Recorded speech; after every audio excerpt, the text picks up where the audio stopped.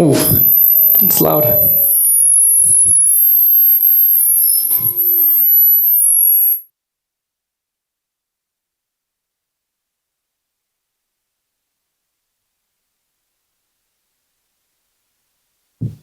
Hello? All right. That is loud. We're going to dive straight into God's Word. We want to just welcome everyone. Thank you guys for coming and to worship Jesus with us, to celebrate new life with us, and to just receive God's Word this morning. We want to welcome those of you here who are here for the first time, our guests. We welcome you. Those who are tuning in online, we also welcome you. Thank you for joining us. And I want to dive right in. Last week we have been, Pastor Steve has kicked us off into a sermon series on the abundant life. And it was great. If you guys did not get a chance to listen or make it last week, you guys would highly encourage you to go back and listen to it. It's on our Facebook page. But it's based off of this verse in John chapter 10, verse 10. We have a slide up here. But John 10:10, it says this, okay? A thief comes only to kill, to steal, and to destroy. I have come so that they may have life and have it in abundance. And so what is the abundant life? I'm going to try to just sum it up for you. Let me try to sum it up, what Pastor Steve had shared with us last week. The abundant life is nothing other than to enter into an intimate love relationship with God the Father, the Son, and the Holy Spirit, where the presence of God is manifest. In other words, it's what the Garden of Eden was supposed to be, right? It's where the manifest presence of God dwelt among humanity, and we were able to walk with God in the cool of the day. And so the abundant life that we get to have, this abundant life comes only through the work, through the life, through the death, and through the resurrection of Jesus Christ. It's only because of Him that we are brought into this love relationship that the Father shares with the Son, and the Son shares with the Father. It's amazing, and it's a truth that is to be unpacked in these next few weeks. However, we also are reminded that there is a thief who comes to kill, to steal, and to destroy. He comes to steal, to kill, and to destroy our love for Jesus. He comes to steal, to kill, to destroy this abundant life that Christ had came to give us. He had come to establish for us. And so how does Scripture encourage us? How does Scripture say that we are to overcome the enemy? How do we defeat this enemy? It says in James chapter 4, verse 7, it says, "Therefore submit to God, resist the devil, and he will flee from you. Draw near to God, and He will draw near to you." We have to first and foremost submit ourselves unto God. And I believe that a lot of times we have a hard time fully submitting ourselves to God. Amen? Am I the only one? It's because we're afraid of what that's going to mean. We're afraid that if we give our lives fully to Jesus, that He's going to make us do things that we're not going to want to do. He's going to make us go places we don't want to go. And He's going to take things from us that are so pleasurable, right? We begin to believe this idea that God is this sort of cosmic killjoy, that He's only here to take from us, but that's a lie from hell. Look to your neighbor and say, that's a lie from hell. God is not here to steal from you.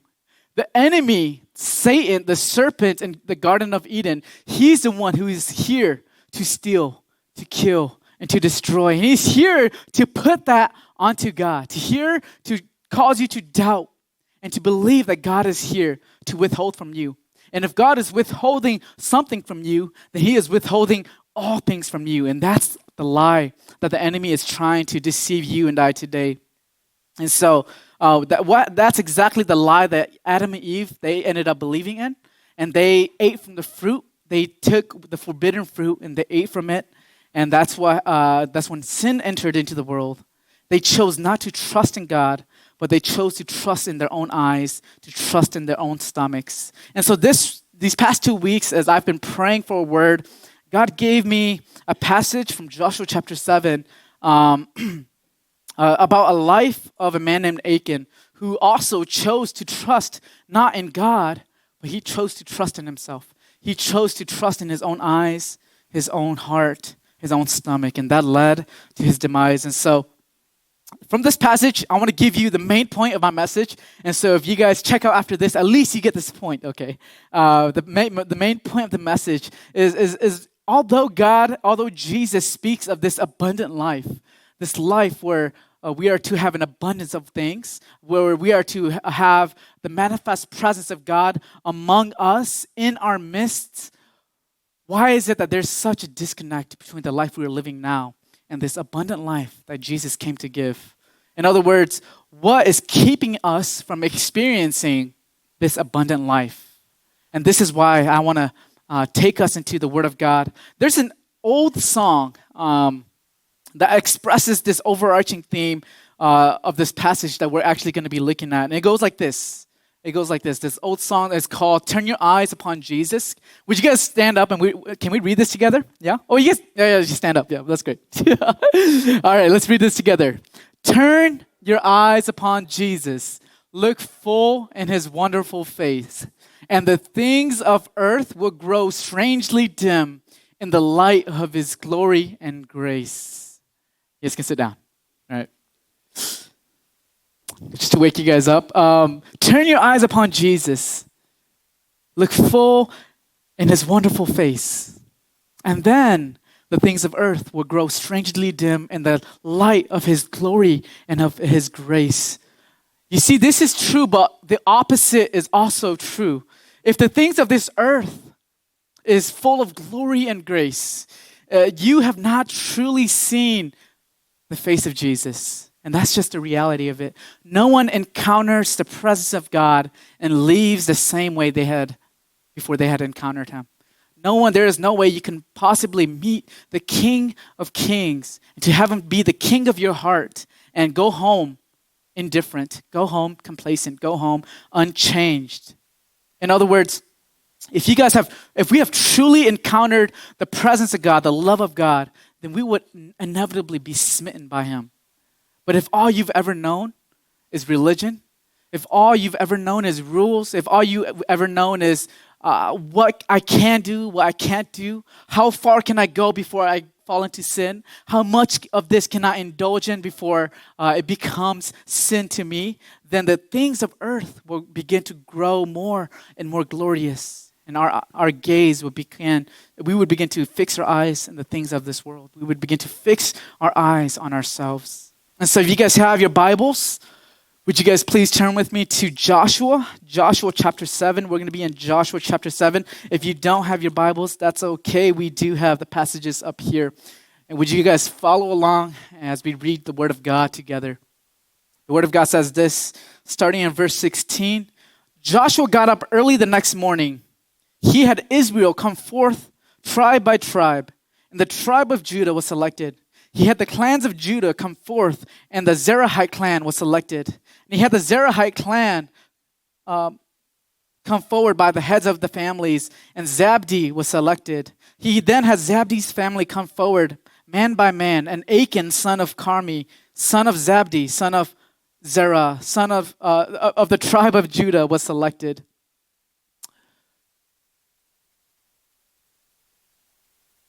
Let's see. Am I in the... Where am I at? I'm so sorry. I'm so lost. Okay. I'm just going to keep reading. You guys can try to follow along.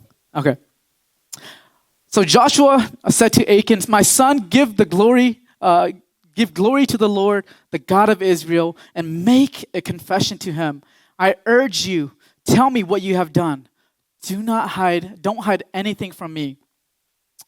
Achan replied to Joshua, "It's true. I have sinned against the Lord, the God of Israel. This is what I did. When I saw among the spoils a beautiful cloak from Babylon, 5 pounds of silver, and a bar of gold weighing 1.25 pounds, I coveted them, and I took them. You can see for yourself, they are concealed in the ground inside my tent with the silver under the cloak." And so Joshua sent messengers who ran to the tent, and was the cloak concealed in his tent with the silver underneath. I'm so sorry, I don't know where we're at. They took the things from inside the tent, brought them to Joshua from inside the tent, brought to Joshua and all the Israelites, and spread them out in the Lord's presence. Then Joshua and all Israel with him took Achan, son of Zerah, the silver, the cloak, the bar of gold, his sons, his daughters, his ox, donkey, and sheep, his tent, and all that he had, and brought them to the valley of Achor. Joshua said, "Why have you brought us trouble? Today the Lord will bring you trouble." So all Israel stoned them to death. They burned their bodies, threw stones on them, and raised over him a large pile of rocks that remains still today. Then the Lord turned from his burning anger. Therefore, that place is called the Valley of Achor still today. Would you guys close your eyes and you guys pray with me? And Father, I pray that your word would just be illuminated, that we would see your beauty, that God, we would gaze upon you and not to the things of this world. Father, I pray that you would come and do what only you can do, that you would address the issues of our heart, lead us to repentance. Holy Spirit, come. In Jesus' name, amen. Amen. Before we go into what is going on here, what has been going on is that God had used Moses, the people, to lead the people of Israel out of Egypt because they were slaves in Egypt for over 400 years. He had promised to Moses and to his people the promise that he promised to their ancestors, a land that is flowing with milk and honey. He had promised them the abundant life, an abundant land, right? And so that's why Moses led the people into the land of Canaan. Moses led the people out of Egypt towards the land of Canaan, but because of their unbelief, because of their lack of faith, because they chose not to trust in God, but to trust in themselves, to trust in their own strength, to trust in their own abilities, their own giftings, they were not allowed to go to enter into the promised land, lest they are destroyed. So God not allowing them to enter into the promised land was not just an act of anger. It was an act of mercy, knowing that if they were to go because of their unbelief, they would die. And so when Moses passed, God chose Joshua to lead the people of God into the promised land. However, before God had even allowed the people of God to enter into this promised land, before he had even led them across the Jordan on dry ground, he laid down with no uncertain terms exactly how they were going to take and how they were going to conquer this land. I believe that God is still laying down these terms for you and I today, how we are going to enter into this abundant life with him. And the terms were these. He was going to be the one who was going to win the battles. He was going to be the one to make the way. They were going to walk into victory. They were not going to create their victory. They were not going to be the cause of their victory, but they were going to walk into the victory that God had already made for them. He was clear. They were not going to be like any other conquering armies. He was clear that they were not going to be pirates. They were not going to be marauders. They were not going to steal. They were not going to pillage the villages. They were not going to rape. They were not going to become rich on the plunder of the people that they had conquered in his name. They were to be unlike any other conquering armies of that time. And so he laid down the terms for them. And he said this, if you do not obey, you will not have success. If you do not obey, you would not succeed in entering into this promised land. You would not succeed in conquering this land. You would not have success because you would not have my presence. And then so you would not have the abundant life. You would not have this land that is flowing with milk and honey. And so God proved himself by leading the people of God across the Jordan River, by splitting the Jordan Sea, and having the people of God cross on dry ground. This caused their enemies, the people in the land of Canaan, to tremble in fear, knowing that the God of Israel was the one true God.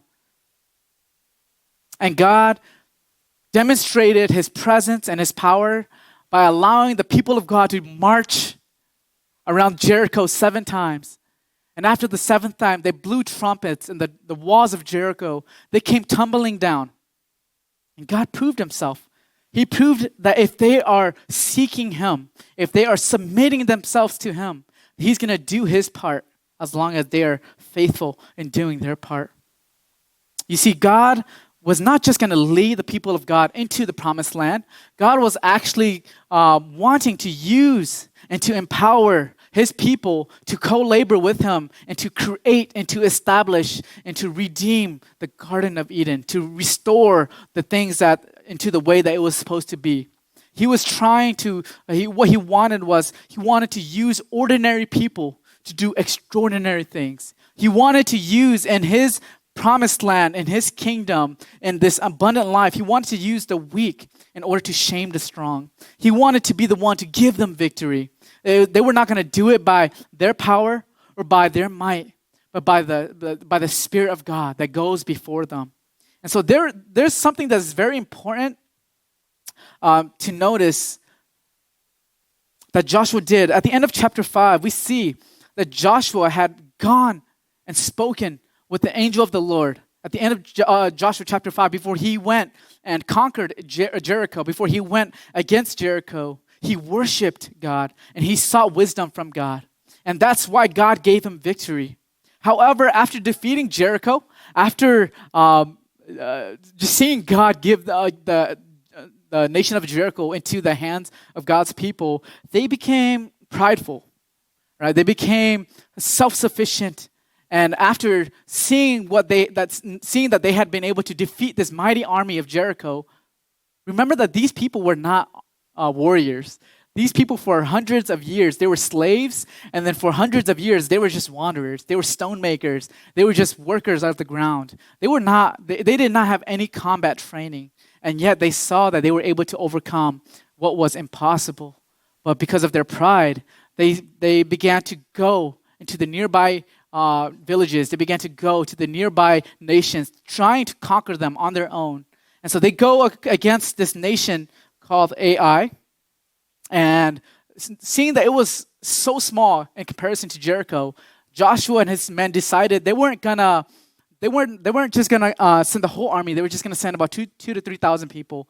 But when they went, they realized they were defeated. And out of defeat, Joshua then goes to God. And he asks, why did this happen? And God responds, God responds that there was something that is wrong, that Israel had not been faithful, that there was someone in the camp of Israel, in the nation of Israel, who had taken the things that were meant to be destroyed, and he had hidden it within the nation of Israel, within his own possessions. And so that's what happened. Achan had stolen that which was meant to be destroyed. He hid it within his own belongings. And when he was caught, he was found to have stolen a robe or a cloak. He was found to have stolen some gold and some silver. And so, to be honest, when I first read this, I sympathized for Achan. I wondered, why God would be so harsh over something that seemed to be so small. But you see, God doesn't always express his wrath in this way. God doesn't always destroy people over their disobedience and over their sins. And so from reading scriptures, I began to see and I began to look at how the people of God from the Old Testament over and over and over again, when God would choose to destroy his people, was because whenever he is in the business of advancing his kingdom, whenever God is in the business of doing something new, doing something grand, doing something big, he begins to take the sin of his people more seriously. And the reason why I want to make this point is because I do believe that here in True Life, here today, that we are nearing our 10-year anniversary of True Life. And we are not where we want to be. I believe that God is still on the move, especially now more than ever. How do I know this? Because there is more spiritual warfare that seems to be going on now more than ever. both in your individual lives, in my life, as Pastor Steve shared in his life, we see that there is more and greater sins being revealed because God is beginning to take more seriously. He's beginning to come and to cleanse and to purge the impurities so that we would be ready to co-labor with him in what he is doing in these next 10 years and what he's doing now. And if we are not ready, if we do not prepare our hearts, if we do not have an increased sense of urgency for the gospel, if we do not move from this place of complacency, I believe that not only is God going to deal with us seriously, but we're going to miss the blessings that God has for us. The blessing to be used by God to glorify his name to all our surrounding neighbors, to our families, to our friends, to this community. And God wants to make this point as well. I believe that God wants us to deal seriously with sin before it deals seriously with us. That's why God responds in the way he does. And the second question I asked myself when I was reading this was, why would God blame Israel, the whole nation, over the mistake of one person? And that's because we believe that we are on our own. I believe that's because we believe that your actions only affect you. But according to the Word of God, if we are a believer, in John chapter 3, it says, to all who have received him, who believed in his name, he gave them the right to become not just a child of God, singular, but he gave them the right to become children of God. And Paul and the people of the New Testament over and over and over in 1 Corinthians chapter 12, in Romans chapter 12, in Hebrews chapter 12, it teaches that we are the body of Christ. Each one of us are a member of that body. Each one of us plays a role, a vital role. Some of us are the hands, some of us are the feet, some the eyes, the nose, the lungs, the heart, the hair, the ears. And so if suddenly the heart decides, I'm not going to play my role, it's going to make a big difference to how the body is going to be functioning. If the hands or the feet or the eyes suddenly stop working in the body of God, you can imagine how it's going to play a role in the effectiveness of the body to advance the kingdom of God. And so although Achan thought that what he was doing in secret was going to only affect him, it actually derailed the momentum of God's people. It actually put many lives in danger. In fact, it actually caused God to withdraw his presence from the people of God. Many people lost their lives. Many people fell away because of his actions.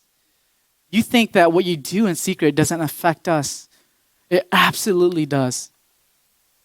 And so, how did this happen, right? How did this happen? The first thing was, in verse 19, it says, so Joshua said to Achan, my son, give glory to the Lord, the God of Israel, and make a confession to him. I urge you, tell me what you have done. Don't hide anything from me. And so Achan responds to Joshua, and he says, it's true, I have sinned against the Lord, the God of Israel. This is what I did. When I saw, everyone say, I saw, among the spoils of a beautiful cloak from Babylon, 5 pounds of silver, and a bar of gold weighing 1.25 pounds, I coveted. Everyone say, I coveted. I coveted them, and everyone say, I took. I took them. You can see for yourself, they are concealed in the ground inside my tent with the silver under the cloak. And so you see, the first thing that Achan did was he saw among the spoils a beautiful cloak. He saw the gold, he saw the silver. How did Achan fall into this sin? How did Achan thwart the plans of God? How did Achan keep the promise of God? Keep the people from experiencing this abundant life? First was because he saw the things of this world to be beautiful. I know that in the English language, in the English Bible, it says Achan saw, but in the Hebrew, it uses a more weighty term. It says he beheld. He beheld the things of the spoils from Babylon, right? He beheld the spoils of war to be beautiful. He began to gaze upon it. And so it's like, how many of you guys used to have not just a smartphone, but a dumb phone? Yeah? Some of us here, before iPhones and Androids came out, we had these flip phones. So we have these really cool like switch phones, these razor phones, right? And so when I first got my first phone, I beheld it. I was like, wow. And the reason why I got it is because my brother wasn't being very good, and so my parents took it from him, and they gave it to me. And I beheld the phone for the first time. I could begin to make calls. We didn't have data. We didn't have even texting. And so all I had was a phone, but I beheld that phone. And from that moment on, I began to get upgrades. And the first time I held the iPhone in my hand, I went from a dumb phone to an iPhone 5. It wasn't the iPhone 3, it wasn't the iPhone 4. The first smartphone I had was the iPhone 5. When I first opened the box, it seemed as if light shone from the box. And it was a thing of beauty, a thing to be just glorified, right? It was magnificent in my hands. It felt so good. I was so excited that I could actually surf the internet in the palm of my hands. I can have the whole world in my hands, essentially, right? I beheld this phone. And so, you see, Achan didn't just notice the spoils of war. How do we know? How do we know that he didn't just notice it, but that he actually beheld it, that he actually began to gaze upon it, that he began to open his heart towards it? He knew exactly how much the gold and the silver weighed. You don't just look at the gold and silver and suddenly know the value, know the weight of it. You begin to go and you touch it and you begin to count it. And so it says that he knew that there was 5 pounds of silver and there was a bar of gold weighing 1.25 pounds. And so the longer he held it in his hand, the heavier it felt. But it didn't just feel heavy in his hand. It became weighty in his heart. He began to see that it was valuable. He began to sense that this was going to make him valuable because he had something of value. And so it's one thing to see and notice a pretty woman. Amen? It's one thing to notice a handsome man here at church. Look to your neighbor. Look around at the handsome faces around us, right? It's one thing to notice them. But it's another thing to begin to fantasize being with them. It's another thing to begin fantasizing starting a life with them. It's another thing to begin dreaming and naming your kids before you've even made it Facebook official, before they even know you existed, right? It's creepy, so don't do that, okay? And so, Achan not only noticed this cloak, but he began to fix his gaze upon it. He began to take the cloak. He must have wrapped it around his shoulders, and he began to fantasize in his mind what people would think. With a cloak around his shoulders, he must have felt like he was now royalty. He must have felt like now he is king. He must have felt like now he had some sort of significance. Maybe this was the equivalent to some of us wearing Yeezys, right? Now I'm Jesus, and I wear these fake Yeezys. I only see fake Yeezys because I don't know if anybody's rich enough to wear real Yeezys in this church, but it's a good thing. It's a good thing. He began to feel like he's worth something because in his hand was something that the world seemed to deem worthwhile. And so you can see it starts with his imagination. It starts with him just beginning to fantasize.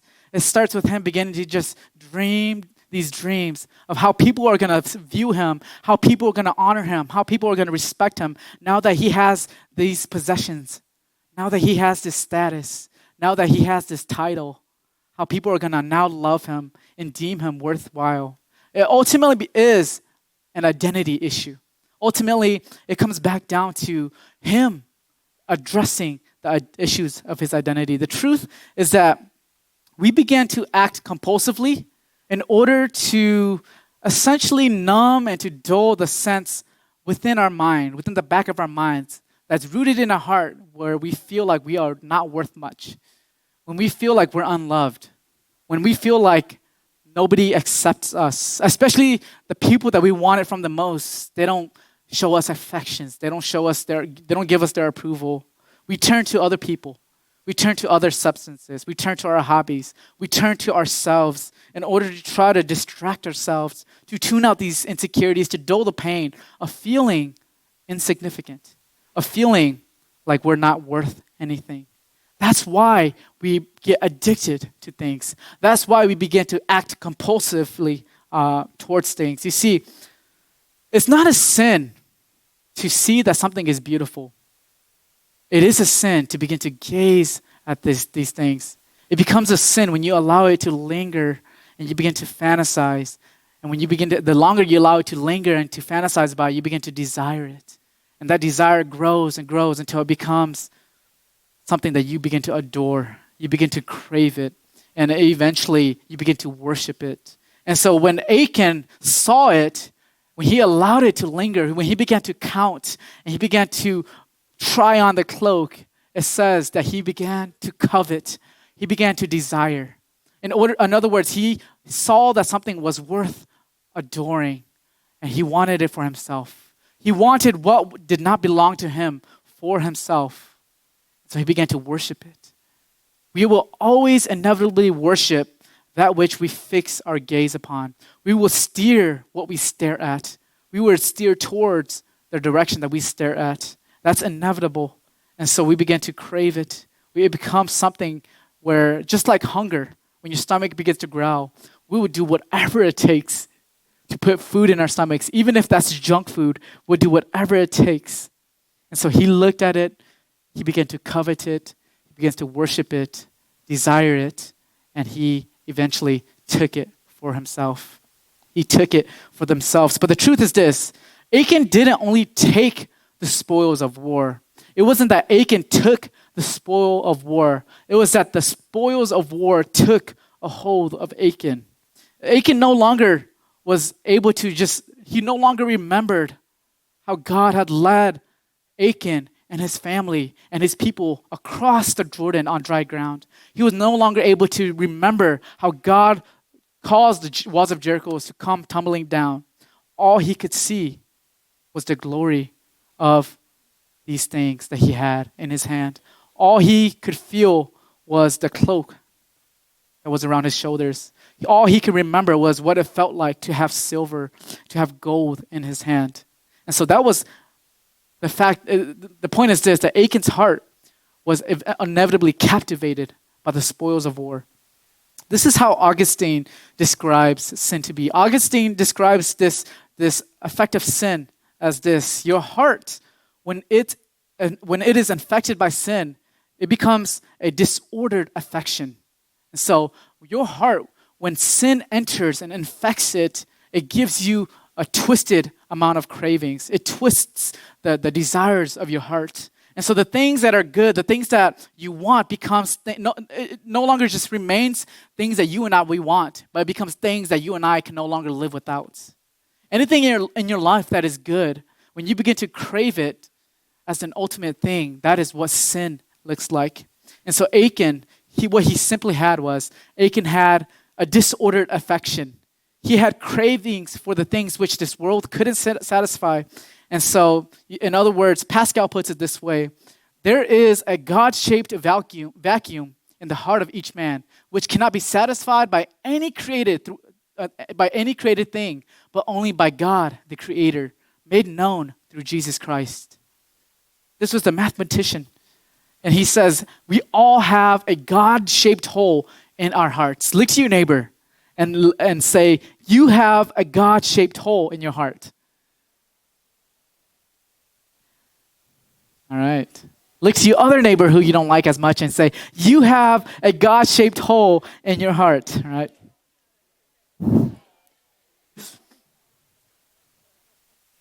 We all have this God-shaped hole in our hearts where nothing in this world can satisfy. And the sad thing, right? The sad thing is we are looking for this love. We're looking for love in all the wrong places. Over and over and over, the enemy, through people, will say these things to us. Just follow your heart. Just follow your heart. Just do whatever makes your heart happy. But here's what I want you to do. When you hear these things, I want you to run. Run, Forrest, right? Just run. Because it's the devil speaking. That's a lie straight from hell. Because there is nothing more deceitful than the human heart. There is nothing more deceitful than the human heart. For you to follow your heart, it's like you following a child around and expecting them to lead you to a life of abundance. The heart is deceitful. The heart is immature. The heart cannot be trusted. It's like my daughter, right? This is something that my daughter, Selah, has taught me better than anyone else. Selah, when she wants something, she's going to get what she wants. Selah is one of the most stubborn persons. I don't know where she gets it from. Probably gets it from me. But whatever she wants, for example, if she wants to sleep with Papa and Yeye, right? She would stay up super late until Anna and I fall asleep, and then she would get up and she'd run to the room, knock on their door in the middle of the night. If Selah wants candy, or she wants a toy, or especially candy, she's gonna come to me, and she's gonna beg, and she's gonna give me these cute eyes, these cute puppy dog eyes, and she's gonna try to do whatever it takes. And when it doesn't work with me, she'll go to her mom, and then she'll go to her aunties and uncles. And if at the end of the day that doesn't work, she goes to Papa and Yaya, and they would always give in to her, right? She is so deceitful. Yeah. She knows exactly what to do. She has everyone wrapped around her fingers, including myself. But my point is this, that just like children, when we have a craving in our heart, we would do whatever it takes to get it. We would do whatever it takes to get it. When we really, really, really want something, there's nothing in this world that's going to be able to stop us. Even though we know that it's against God, we're going to do it. Even though we know that it's going to hurt our spouses, even though we know that it's going to hurt our parents, even though we know that it's going to hurt our kids, we're going to go through with it anyways. Why? Because we have this God-shaped hole in our hearts. We have this craving that cannot be satisfied, and yet we're looking for it in all the wrong places. The heart is going to want what the heart wants. And that's why sometimes we simply cannot let go of that guy or of that girl. Even though we know that it's a toxic relationship, even though we know that it's a sinful relationship, even though we know that it's taken our affections away from God and onto the people of this world, onto the things of this world, we believe this lie, I'm going to change them. I'm going to love them in the name of Jesus, and they're going to change. I'm going to flirt to convert. Right? I'm going to bring them to church, and I'm going to lead them to Christ. But as your pastor, I just want to say this, it's not going to work. It's more likely that they're going to lead you astray. It's more likely that you're going to fall because of that relationship, that you're going to be separated from God because your affections are going to be for them and not for God. But not only that, their affections are going to be for you and not for God. You're trying to do something only God can do. And you know what? I'm convinced that God can do a much better job with you out of the way.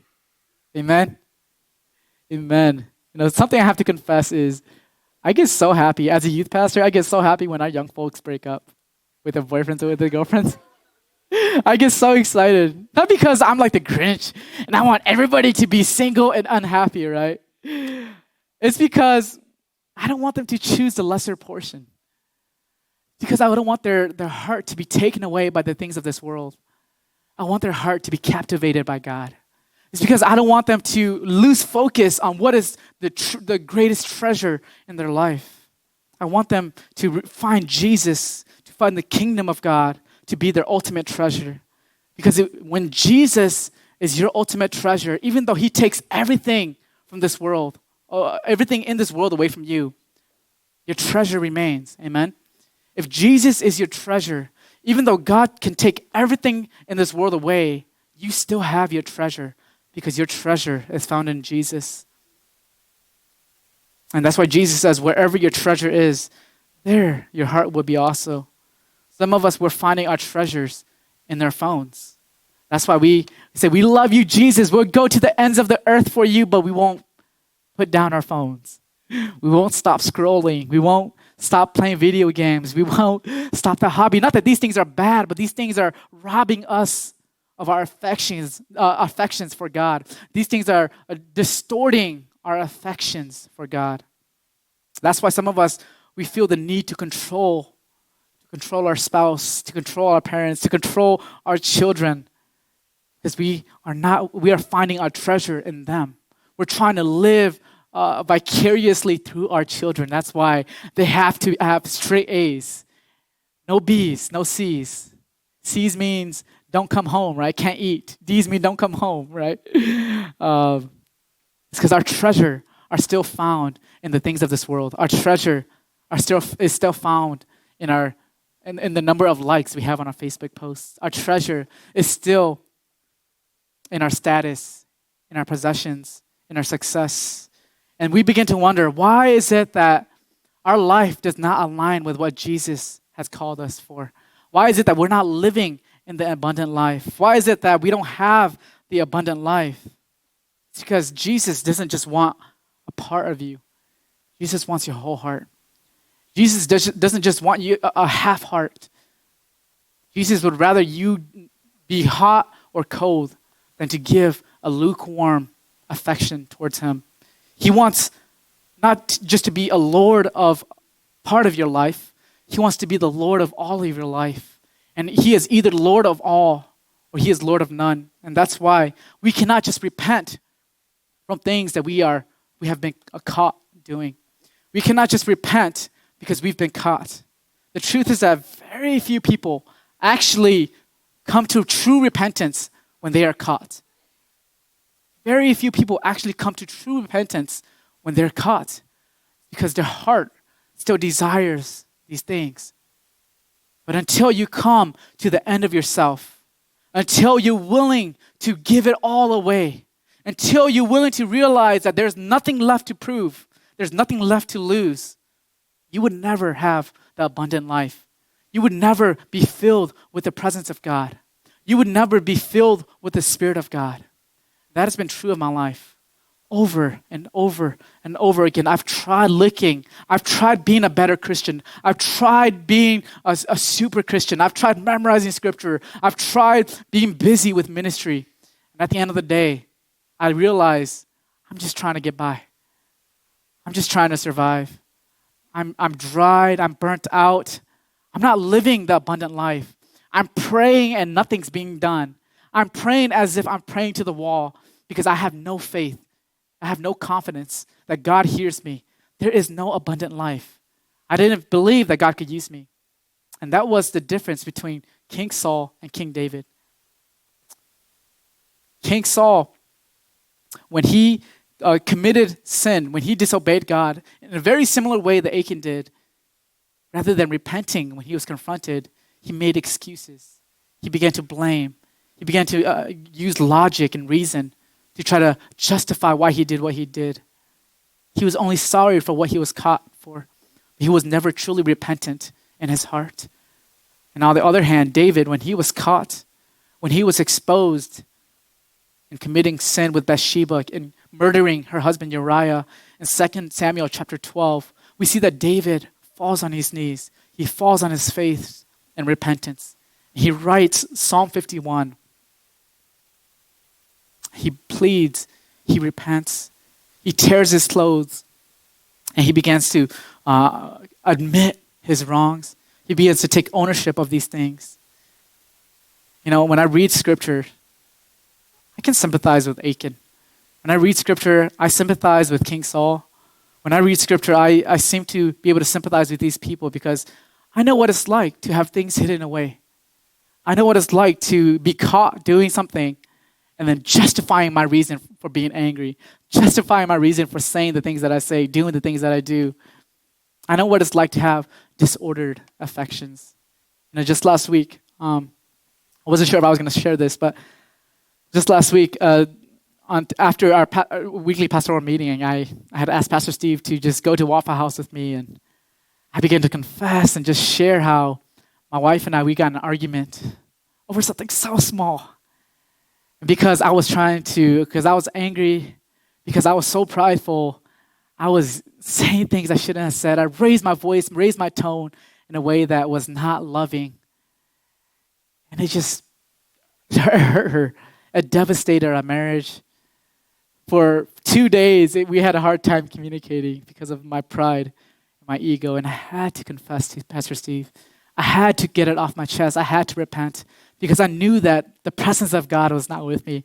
I knew that I would try to read my Bible and I did not feel life in me because my sin was still hidden. My pride, I had not taken ownership of it. And so you see, not only have I experienced these low points in my life, the beautiful thing was that as I have learned to take ownership, as I've learned to live in the light, as God is in the light, as I've learned to confess my sins, as I've learned to let go of all my pride and all my hunger for significance, all my self-reliance, I began to experience as well the transformative power of the presence of God filling me and empowering me and using me. And here's the thing, we're all Achans. You and I, we're all broken people. You and I, we all have disordered affections. We all have hidden things in our hearts. And this is the truth of the gospel. The truth is that you and I were broken. And we're so broken, in fact, that Christ had to come to die for your sins on the cross. But you are so loved that Christ willingly died for your sins on the cross. See, you are his beloved. You are his chosen people. Even though you and I, like Achan, we deserved to be stoned and to be burned and to have all of our things burned and destroyed with us. Although that should have been us there on the cross, Jesus took our place. He died the death that you and I should have died. That Jesus was punished on our behalf. That Jesus went to the cross for you and me. And now he looks at us and he doesn't go bleh, like, bleh, ugh. But he goes, behold. He gazes at us. He finds us to be so beautiful.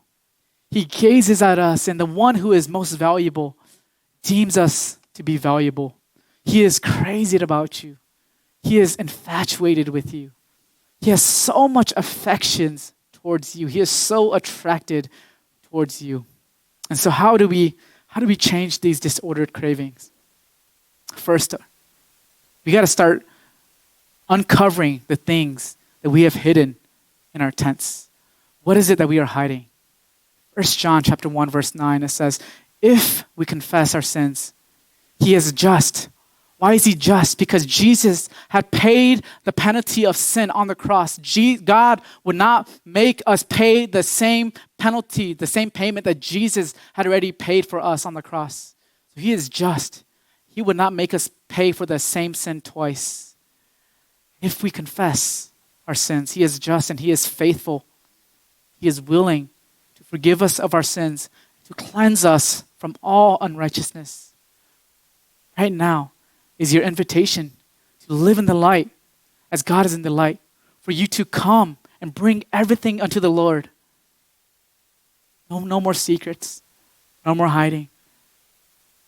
There is freedom to be had. Number 2, how do we change these disordered cravings?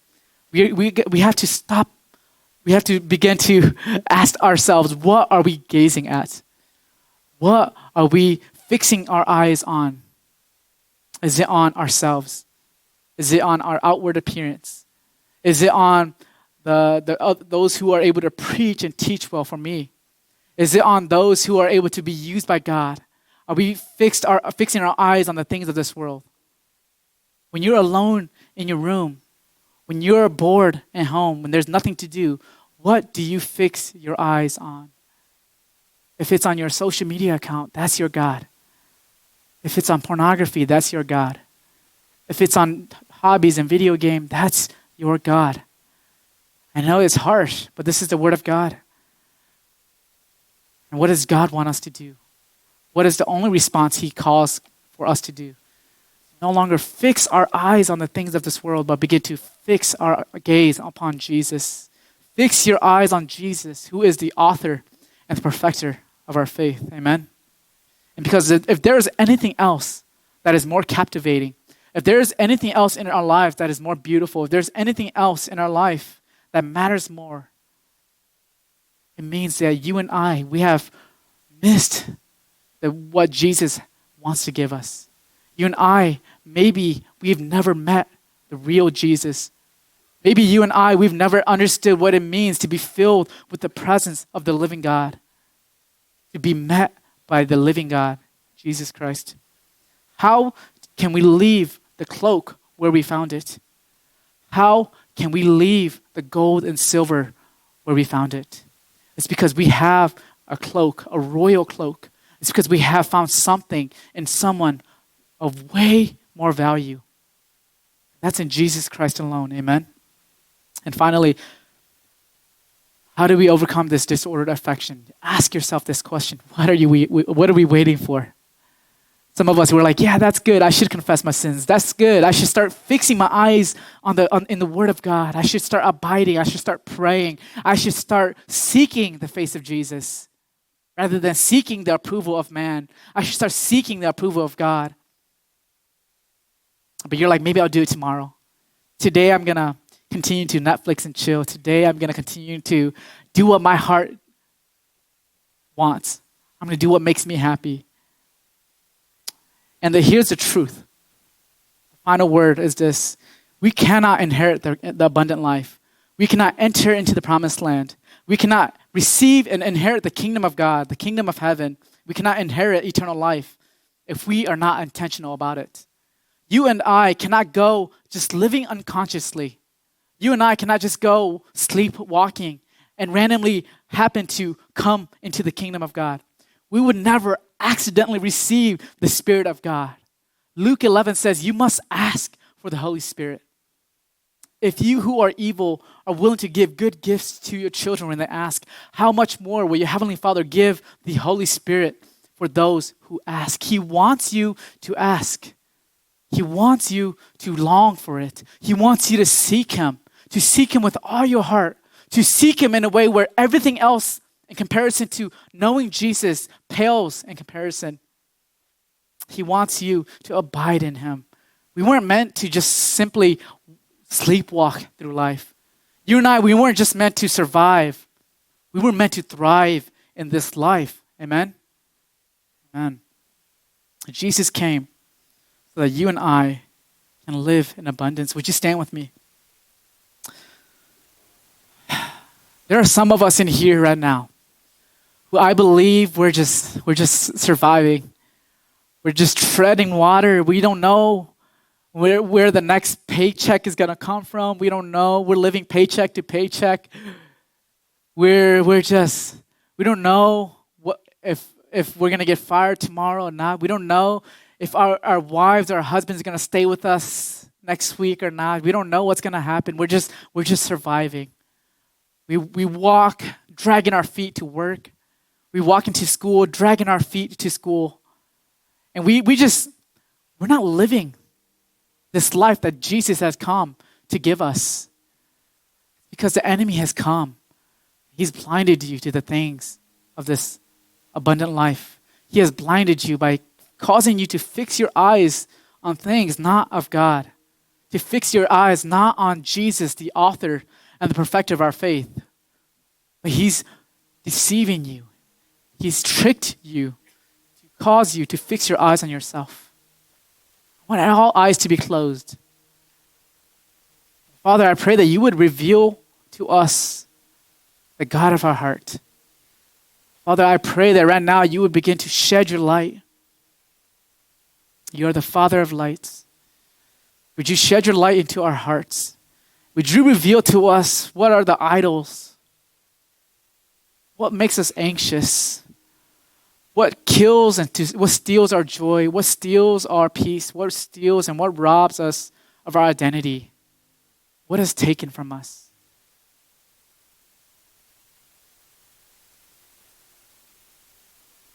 And right now, I want you to do is just begin to fix your eyes on the face of Jesus in the picture of your mind, however you want to picture him.